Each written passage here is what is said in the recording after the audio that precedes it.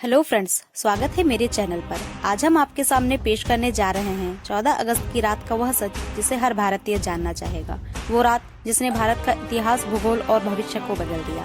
वो रात थी आजादी की रात।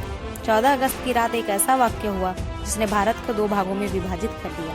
भारत को आजाद हुए आज 75 साल हो चुके हैं, लेकिन आज भी हमारे मन में ये सवाल उठता है कि 15 अगस्त से ठीक एक दिन पहले 14 अगस्त की रात को क्या हुआ था। आजादी की रात। दिल्ली में 14 अगस्त की शाम से जोरदार बारिश हो रही थी।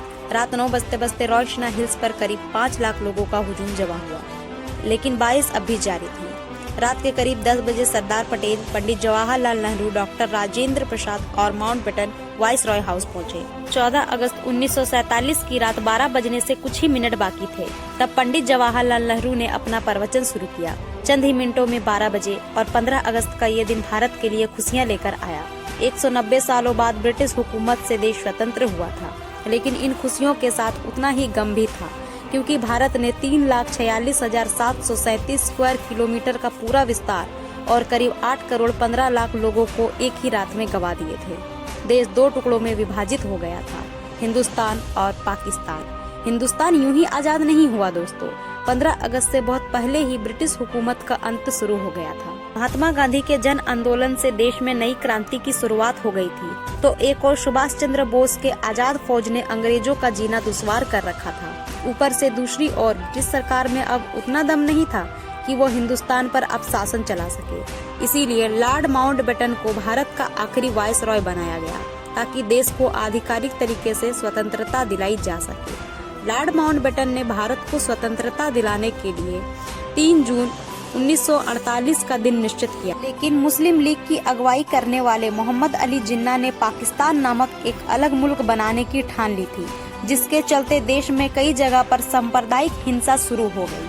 बिगड़ती परिस्थितियों को देखकर अंग्रेज भारत को हो सके इतना जल्दी स्वतंत्र घोषित कर देना चाहते थे, क्योंकि अंग्रेजों को भारत को आखिर में एक टुकड़े में नहीं बल्कि 2 टुकड़ों में विभाजित करना था। स्वतंत्रता के लिए आखिर 15 अगस्त का दिन ही क्यों चुना गया? लॉर्ड माउंटबेटन ने 15 अगस्त 1947 को आजादी का ऐलान करने का दिन तय किया, क्योंकि माउंटबेटन के अनुसार 15 अगस्त का दिन शुभ है, क्योंकि 15 अगस्त 1945 के दिन ही जापान ने आत्मसमर्पण किया था। इसीलिए बेटन के अनुसार 15 अगस्त का दिन शुभ था। तो फिर रात 12 बजे के वक्त को ही क्यों तय किया गया?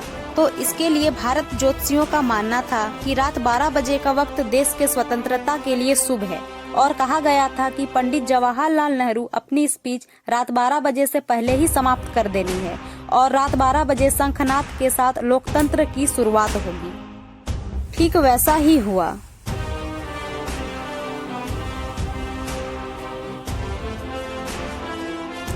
पंद्रह अगस्त की सुबह 8:30 पर पंडित जवाहरलाल नेहरू और कैबिनेट ने पद और गोपनीयता की शपथ ली। रात के लगातार बारिश के बाद सुबह का आसमान बिल्कुल साफ था।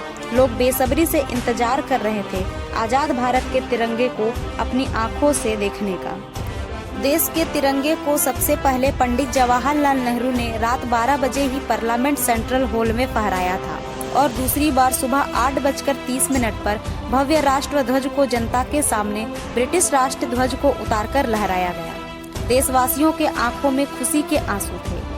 आजादी के बाद 15 अगस्त के दिन ही एक साथ अंग्रेजों ने भारत को नहीं छोड़ा। आजाद भारत के कुछ आला अफसर भी कुछ समय तक अंग्रेज ही रहे। 1500 सैनिकों की पहली टीम 17 अगस्त 1947 के दिन अपने देश से रवाना हुए, तो आखिरी टीम 27 अगस्त 1948 के दिन निकली। दोस्तों, सोचने वाली बात तो यह है कि लुटेरे अंग्रेज हमारे देश के अतिथि बनकर आए हो, उसी तरह उन्हें विदा किया गया।